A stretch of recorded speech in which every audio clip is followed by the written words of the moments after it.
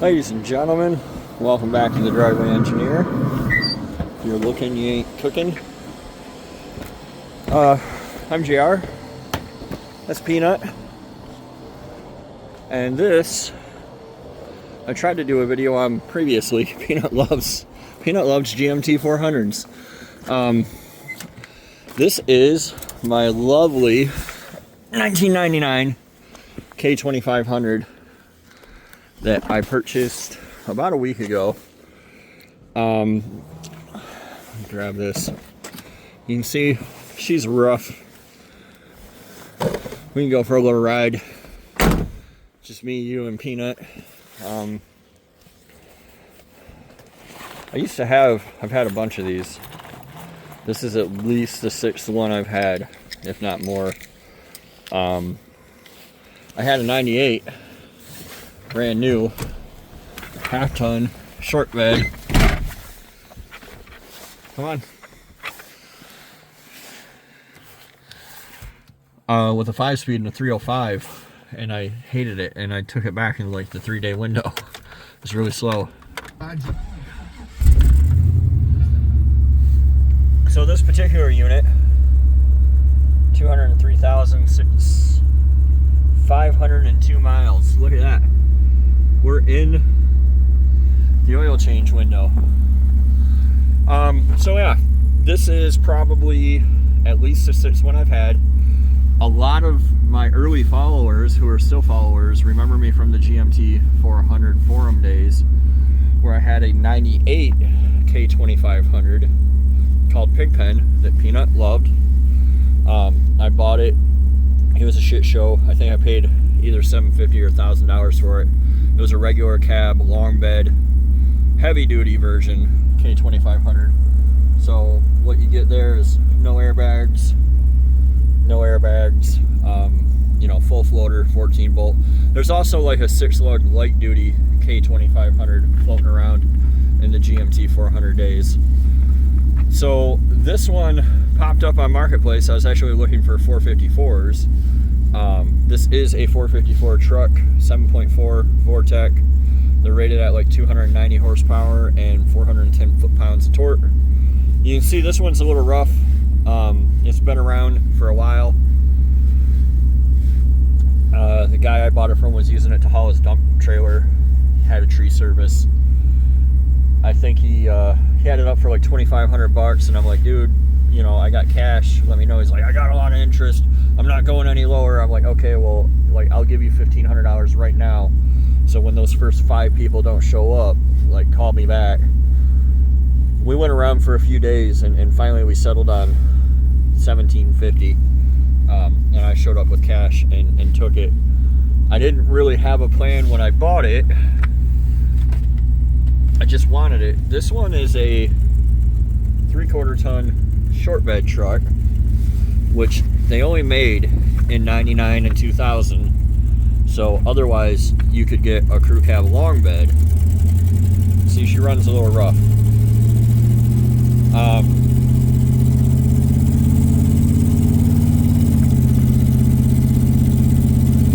It's a good old truck, but you know, the front end's worn out. It needs a tune-up. You saw the spark plug wires. I got a fuel filter for it. Some other things. The doors falling off. Hinge pins are gone. That kind of thing. When I bought it, I didn't really have a clear plan. Like I've always wanted one in this configuration. This one is good enough to save and use, but not great, right? Like, nobody's gonna be like, look at my new truck. However, we'll pull in here. The day after I bought this thing, my Ram 1500 daily driver burned to the ground right there. And the tow company left all this garbage here in my driveway, which I thank them for. Not. So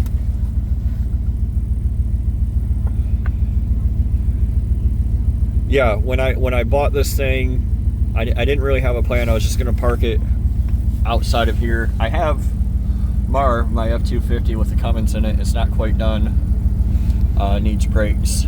I drove it to right there where it's at, so it moves around like it's gonna run. Had to build a bed for it because that cab configuration won't allow me to drop a bed on. But it's a super cab, so there's no access to the back door, which means that, you know, Peanut and Coconut, especially Coconut, Peanut can hop around, Coconut cannot. So, you know, accessing the back seat's not super easy. I've never been in love with the super cab configuration. The reason that we got rid of Pigpen was it towed really shitty with the 350.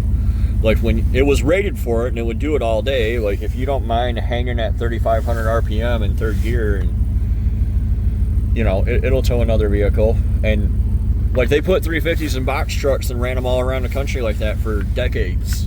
It's just not that comfortable, right? So, and then I could have swapped a 454 in or a diesel in or whatever, but the regular cab, I was never going to be able to get over that. So we went looking for another truck. We wound up with a crew cab, new body style 8.1 truck, which we drove for years. We loved it. Peanut loved it. We had adventures. It was great. At some point, I needed a truck that was better on gas, better mileage, so I bought my 1500 Eco Diesel, which averaged 24 miles even when towing, and was nice until that happened. Long story short, that truck was paid for. I didn't know anything on it. So, and what I do is I put $300 a month into an index fund, and I call it my truck payment, and it builds up over the years. And when I'm ready or I need a new truck, I take that money out of the index fund, which gains me, you know, 8 to 10% a year, and I purchase a truck for cash. And that's how I live my life. So when we bought the wife's Gladiator, I used a bunch of that cash because my Ram had been running good. So I'm like, I don't really need one, and we can dip into this. So, you know, I have my Subaru for daily use, and it's working fine for now, but I don't have a backup. So this has now become my daily driver backup. And we can get out, take a look around here, show you guys what's up. Very, very typical GMT 400 problems here. Very, very typical GMT 400 door buzzer.